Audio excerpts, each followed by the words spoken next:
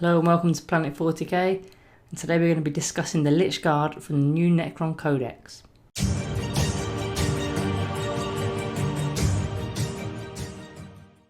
Okay, so the Lychguard are an elite option that will cost you 7 power level or 28 points per model.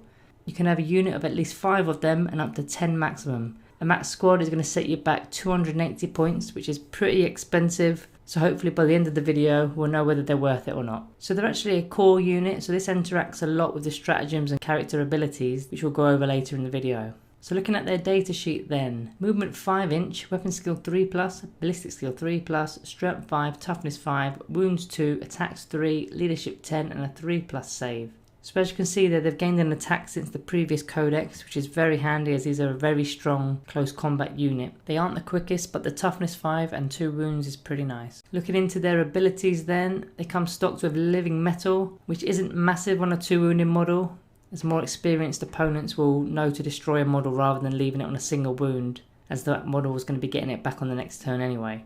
Reanimation Protocols, which also isn't as good on these guys with them being 2 wounded models. So for each model that has just died from an attack, their total wounds gets turned into dice and you get that many dice to use for your 5+ Reanimation Protocol roll. But to stand anyone up, you will require 2 5+s as you must get all wounds back to reanimate. So if you've lost 3 models, then on average you'll just get 1 back, because in this example you'll be getting 6 dice to use and you're requiring 5 ups. So only likely to score 2 of them, getting 1 model back to full wounds. If you're new to Reanimation Protocols, it'll take a few goes at reading the rules. It's quite wordy, but once you've got it, it is pretty simple. So then they've got Command Protocols, which is the Necron version of Marine Doctrines, giving you extra buffs each battle round if you're within 6 inches of a character unit. The more unique ability here for the Lychguard is Guardian Protocols. So this is where any noble or dynasty agent who's within 3 inches of your Lychguard, they cannot be targeted from any ranged attacks, even those attacks that ignore the Lookout Sir rule, as this rule is not Lookout Sir. It works even if your character is the nearest unit to the enemy as well, and can even work when you've just got 1 Lychguard model left in the unit. So as for war gear then, they come equipped with a War Scythe, which is a melee weapon at strength +2, making it strength 7,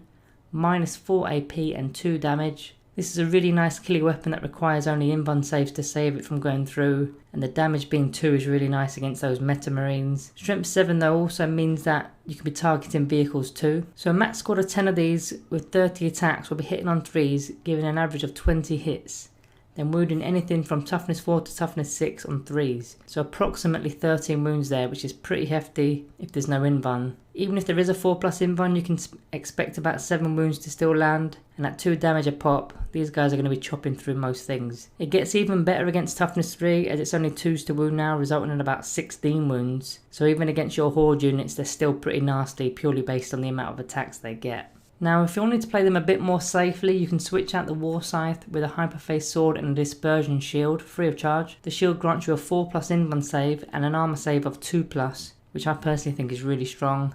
That's better than the Terminator saves, although Terminators get 3 wounds of course. So the Hyperphase is as follows, so it's also a melee weapon at strength +1, making you strength 6, -3 AP and single damage. So obviously this weapon is slightly worse than the War Scythe, but not by much. You're still wounding toughness 4 on 5 on 3s, and it's still leaving invulns or a 6+ save. The damage however is a bit of a blow at only 1 damage, but your resiliency has massively improved with that shield, and to add this alongside your living metal and reanimation protocols, I'd select this every time. Although you're now not likely to be blowing up vehicles so much, as you're likely to be wounding those on 5s, so it swings and roundabouts here. So let's talk tactics then. What's the best dynasty option for these guys? So for me it's the Novak dynasty. It grants a +1 to your charge roll, and any melee attack done when you're charged, did charge or heroically intervened gives you an additional -AP, which only really helps on your Hyperface Sword as you don't need more than -4 AP. This code also allows you to use both directives within the command protocols for the protocol of Hungry Void. So directive 1 isn't really going to help, as any 6s to wound result in another -1 AP.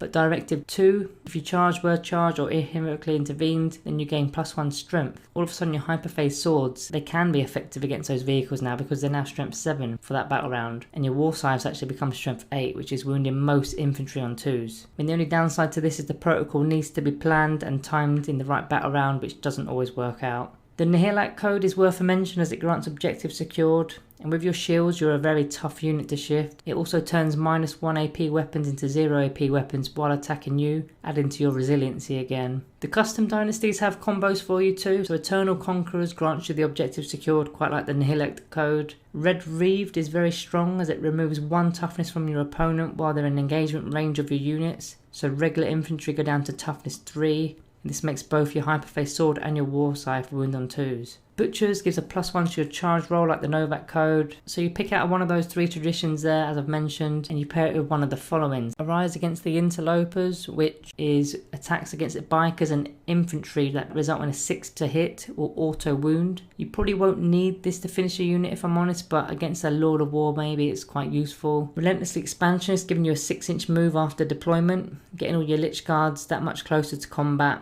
And as we know, your Lychguard aren't the quickest, so it is a nice little perk there. So I quite like pairing the Red Reaved with the Relentlessly Expansionist, but I'm sure you can come up with plenty of other combos. So now let's move into some quick stratagems then that you can pop mid-game. So Eternal Protectors is a Lychguard only stratagem for 1 CP. If you're within 3 inches of a noble, your squad gains +1 to attack, giving 4 attacks a model. That's really strong there going against, say, a big target as well that needs dealing with. Another one that works well if you've got a Night Cipher or a Monolith on the table, Prismatic Dimensional Breach. For 1 CP, if your Lychguard are in strategic reserves, which will cost you CP on its own, then you can beam them down within 3 inches of a transport as long as you're not within 1 inch of an enemy unit. So you don't need to be more than 9 inches away while coming in like most rules. Can't be done in turn 1. You could just put them in a Night Cipher and save the CP for the strategic reserves, but the Night Cipher would need to fly close in turn 1 and survive the round of shooting to then get these guys out in turn 2, whereas this stratagem allows you to do it after the Night Cipher's moved. Disruption Fields for 1 CP grants you a +1 strength in melee for your core units such as your Lychguard. So pairing this with the command protocol of Hungry Stars, you're turning your strength 6 Hyperface Sword into a strength 8. The Novak strategy Blood Rites gives you an additional attack for 1 CP. Pair this with the other stratagem Eternal Protectors and you're actually given a 10-man squad 50 attacks for a total of 2 command points. It's well overpowered but worth a mention.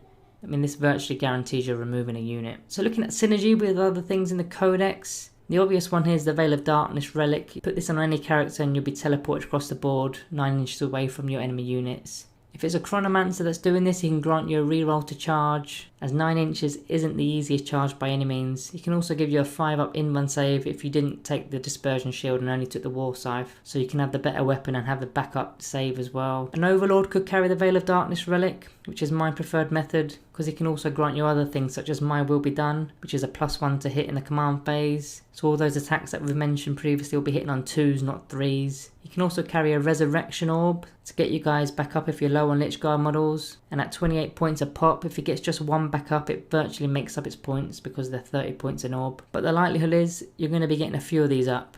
Again, I'll show you an example that the orb actually works on models that you've lost in previous attacks, which is really good. So if you were down to say 3 models out of the 10, you pop the orb, that's 7 models worth of reanimation, which would make 14 dice rolls, and you're needing 5 pluses. So on average you're going to be getting about 4 or 5 successful rolls there. So 2 should be getting up, and if you're lucky maybe 3. It's obviously a gamble, but even a bad roll and getting just 2 5-ups out of the 14 dice will still effectively get your points back on the orb, so it's a no-brainer really. Anrak the Traveller is worth a little mention as he buffs core units within 6, giving them an additional attack alongside his My Will Be Done, which is a +1 to hit. So I thought I'd mention him there as well. It could make your Lychguard quite powerful. Illumina Suarez can augment your Lychguard with a stat boost, although it is random because you roll it on a d3, but it's either going to be your strength, your toughness, or the one you don't want is the ballistic skill that gets buffed. He's also got Rites of Reanimation, which gets one of your guys back up with each command phase, which that's quite strong in itself.